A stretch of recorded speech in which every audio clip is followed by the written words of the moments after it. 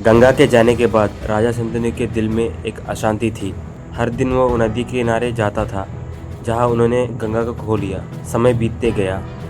एक दिन सुबह के शांत माहौल में नदी के जल से एक दिव्य प्रकाश निकला। वही थी गंगा, स्वर्ग से आई दिव्य सुंदरी। उसके हाथ में एक बालक था। उसने कहा, राजा शंतनु, ये आपका पुत्र देवव्रता है।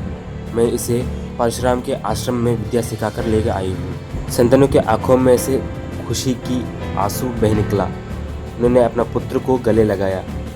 राज्य में उत्सव मनाया गया।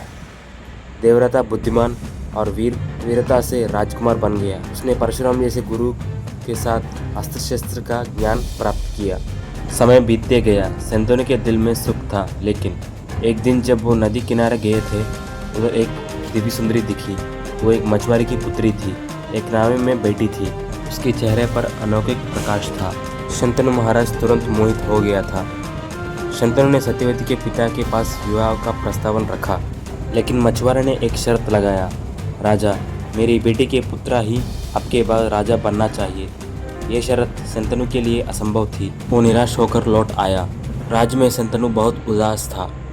देवव्रता ने देखा कि उसके पिता बहुत दुखी थे। उन्होंने सब पता किया और तुरंत उस मछुआरे के पास गया। देवव्रता ने कहा, मेरा पिता को दुख देने वाले कोई बात को मैं रहने नहीं दूंगा।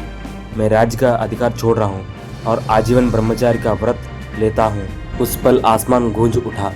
देवता ने फूल बरसाया और कहा, तुम भीष्म हो, अपनी प्रतिज्ञा के लिए अमर व्यक्ति।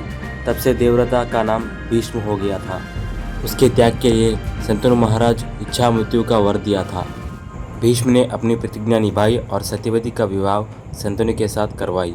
राज्य में शांत फिर लौट आया। यही से महाभारत का अगला पल शुरू हुआ था, किस्मत का नाम से। अगले भाग के लिए लाइक और सब्सक्राइब कर लीजिएगा।